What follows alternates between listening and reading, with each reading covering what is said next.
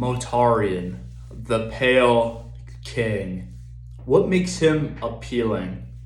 What's up, guys? It's Connor, and today I just felt like doing a little deep dive into Mortarion, not just as a character, what makes him appealing, and what also could maybe, turn you off from Mortarion as a character. So first, let's talk credentials. What do I have that makes me qualified, even remotely, to talk about Mortarion? What makes Connor so qualified? I've read his Primarch book, I've read Flight of the Eisenstein, and I've read a little bit of Buried Dagger, a very small amount. Are those qualifications enough for you? Well, if they're not, too bad, because you're still watching the video.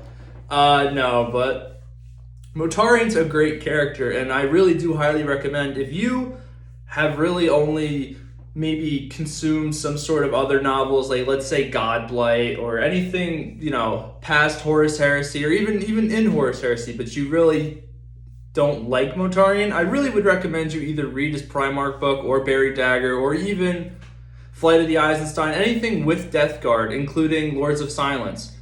And really, I would implore you to give him at least a second chance, because Mortarion really is an interesting character. And if you've been on the channel before, you've seen I've made previous videos about him. But I wanted to go a little more in depth. Mortarion is a very interesting character that I think a lot of people sort of tend to forget about. When it comes to the traitors, I feel like a lot of people have this tribalistic approach of one legion is always going to be better than the other. There's some die-hard Emperor's Children fans, and then vice versa with, let's say, World Eaters. Now, I'm not the biggest, Death Guard fan. I'm actually a huge fan of World Eaters. I love the World Eaters. But after consuming, more novels, including the Death Guard perspective, you can sort of really gain an appreciation as to what makes Mortarion. Now, if you've watched any sort of deep dive lore video, like let's say, Amber King or any other YouTuber who really covers these like lore deep dives, we'll go through Mortarion's backstory as, he was raised on Barbarous, and Barbarous was this toxic place, very hostile environment. And of course, Mortarion was kept by his abusive father figure, who was like a Xenos witch guy. And he was, just crafted by his evil stepfather. He was raised by him, but this was also a little psychological torture for Mortarion. He was abusive. It was a horrible relationship, and it was really his first relationship, and as we can see, it was very toxic for him. And this is kind of going to be a trend in Mortarion's character, as we see with the Emperor, as we see with Nurgle, even Typhon, who becomes later Typhus. Mortarion is just unfortunately riddled with toxic relationships, and it just doesn't get any easier for him. And sure, you can probably make this argument for anybody. Kurz, who had really no relationships and was raised on the streets of Nostromo alone and had to devour, the minds of criminals to learn to speak, to talk, and develop his own twisted sense of morality. But we're not here to talk about other Primarchs. We're here for Mortarion. So let's flash forward a little bit. He goes down, his little, toxic cave goes down, meets the regular humans on Barbarous, tries to get them to revolt. He leads an army. He tries to march up there to kill his stepfather. Who comes? None other than Big Jimmy Space. He says, hey, you're struggling, LOL, let me help out. Mortarion, who is a proud, man, and has also took the responsibility of himself to help the common people, says, no, this is my responsibility, I will do it. Emperor says, okay, go march up there. Mortarion tries, but even his enhanced Primarch body and his enhanced durability cannot handle the stress. So what eventually happens?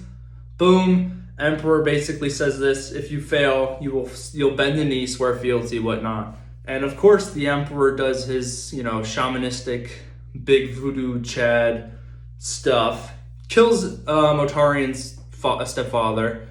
Boom, dead. Now Mortarion serving another father figure who he despises. Because again, part of Mortarion's whole makeup as a character is sort of this hypocrisy and self-loathing. Mortarion can't stand himself because he's a tool. And he's a tool that realistically and perpetually does not meet his own expectations that he places upon himself. And it's awful, because if you've ever been in that situation, you'd understand that when you put such high expectations on yourself that nobody else is putting, it's very easy to start blaming not only yourself but other people and start saying, oh, it's your fault that I'm like this. It's your fault that I can't do this. You wouldn't understand because only I can understand. And it's a perpetual cycle of torment and just of mental anguish. And of course, Mortarion's whole theme is this perpetual cycle of misery and despair. And that's probably why Nurgle loves him so much. So let's flash forward Great Crusade era. This is more mentioning of his Primarch book. He goes, and forgive me, it's been a while since I've read it, so I'm going off of what I can remember. He's going to make a world compliant. This is, I think, right after Ulanor. Sanguinius and Horus come by. He saves this world, but along the way, of course, Mortarion always chooses the hard way. If there's an easier way, he's not really going to choose it because he's durable, because the Death Guard are strong and durable. And this is how they do things, right? He marches on this world, there's heavy casualties, and who gets lost? Typhon. Typhon gets lost, and he meets with this random stranger who's really a Nurglite demon in disguise. And he talks to him saying how Typhon's going to fall and he'll sell out the Legion, and it's all this stuff. But again, this is a common trend within the Legion, because they have this conversation, and Typhon sort of is maneuvering through the difficulties of trying to meet up with Mortarion again. But Typhon is a psyker, a latent psyker, not like, can't move shit with his mind, but manipulates the area around him. And again, this leads to this mental anguish because Mortarion despises sorcery. And Typhon at this point is basically his right-hand man, his best friend at this point, if that's appropriate to even really say. They're as close as one can be to Mortarion, which is, in and of itself an interesting relationship. And there's struggle because he can't stand himself because his Gene Father, this man who he looks up to, his Primarch, would despise him if he knew the truth of his, psychic warp innate abilities. And it's just, again, a common trend within the Death Guard and Mortarion himself. This constant, perpetual cycle of hatred and despair. So why would this be appealing? It's because Mortarion still does what he has to do. Mortarion still serves every master he's had.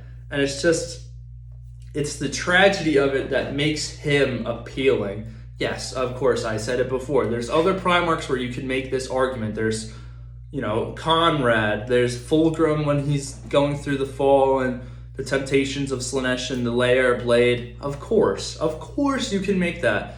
But with Mortarion, I think it's a really subtle, fall in this perpetual cycle I keep mentioning. It's just, if you're into the morose and you're into tragedy like this, Mortarion is up there when it comes to the most tragic of Primarchs and the most tragic of unfortunate fates, because realistically, he didn't have a chance, and this is something you could argue for most of the traitor Primarchs. Chaos eventually, and the warp doesn't work in a linear way. So let's just think for a minute. Chaos would have always gotten these Primarchs one way or another. Sure, maybe there's realities and other narratives where certain Primarchs fell where others didn't. But I would say a majority of cases, if I were to think of it this way, they would always fall, and Mortarion's fall would always be tragic. So yeah, that's one thing that I think could equally really put you onto Mortarion and take away from him, because there are people who just don't like the morose, and people who, this perpetual hatred and hypocrisy, people find that, at best not tolerable. But when it comes to book characters, which I understand, but I fall into the category of I love tragic characters, and Mortarion is extremely tragic. But also, Mortarion, I know a lot of people like to say that Mortarion is a victim to wild characterizations, depending on the author, depending on the story, which is probably fair. But from the books I've read, it would be fair to say Mortarion has genuinely some level of love and compassion for his sons. Is it, as deep as maybe Sanguinius is for his legion? Maybe not, but it's still there, and I found it admirable in this Primarch of perpetual agony and despair and negative thoughts, his, legion is very much still almost cohesive in modern day 40k, and they still very much do respect and admire Mortarion in one way or another, besides there being a split between Mortarion and Typhus. Everyone remembers, and this is a callback to the Lords of Silence, if you haven't read it, I highly recommend it. They do care for Mortarion. Mortarion took them out of Barbarous, who even after it was liberated is still a hellhole. It was awful. It was this disgusting and evil and just hurtful place to live. It was constantly attacking the people who lived there, and Mortarion took them out of it. Mortarion saved them from the worst of their fates. So they're always going to be loyal to Mortarion, and it's explained there. A lot of the old guard have respect for Mortarion over Typhus because he led them out of Barbarous. He led them against his, evil witch father. He did this, and he led us against the corpse emperor who was going to replace us, who was going to ascend to godhood and went against everything that he established. He did this. Mortarion knew what was best for us. Mortarion did it despite his suffering. It's admirable at best, and it's enjoyable. It really is. And that again, it kind of adds to the appealing factor, I would think. It's just not enough can be said. Mortarion is interesting. Mortarion does need, chances to shine. Could I have made this video on other Primarchs? Of course, but Mortarion is kind of a victim to getting swept away. Of course, what was it? Carl Drago just stabs his heart, writes his true name into it. A lot of people think he's just getting dunked on, and he is. I think most of the Demon Primarchs really do get dunked on. That's fine, because, they're supposed to be unrealistically powered, and Warhammer's a wacky setting in and of itself, so it's fine. But I really do implore you to check out Mortarion's and Death Guard related stuff, where you can see the culture of the Death Guard, how Barbaran society would work, how relations between those of Barbarous and those of Terra work, including in the Flight of the Eisenstein. We can see how they dislike, let's say, I was going to say Garo, but it's not Garo. Is it Nathaniel Garo? It is Nathaniel Garo. Okay, I was thinking of Garbiel Logan. How Garo has tensions with other Barbaran officers because he wasn't there to struggle with them. He wasn't there to suffer, and how they're all essentially trauma bonded. Listen, it's interesting, okay? I know I'm rambling, but there is merit to the rambling. You need to just give him a second shot if you have him. Mortarion is great. He's interesting. And yes, Mortarion can be a whiny bitch. I won't disagree with you there. Mortarion can be a bit of an asshole. All the Primarchs can be. And yes, there are moments where you don't need to necessarily like him, but that doesn't mean you shouldn't understand where he's coming from, and you shouldn't understand that Mortarion as a person is awful, as are almost all the Primarchs have committed countless millions of murders under their crusades. But just because, they're these awful people doesn't mean you can't analyze them and be introspective when it comes to their issues and try to find a narrative, themes that relate to them and just are interesting to them. He's an interesting character, and you really, again, I keep saying it, but please read those books I mentioned, or even give them a try, because I promise you there's so much more than I think a lot of us like to give credit for when it comes to Mortarion. He's a really, really cool character. Death Guard in and of themselves are cool guys, and they're just phenomenal. And off the top of my head, I'm going to think, is there anything else I'd like to add to the video?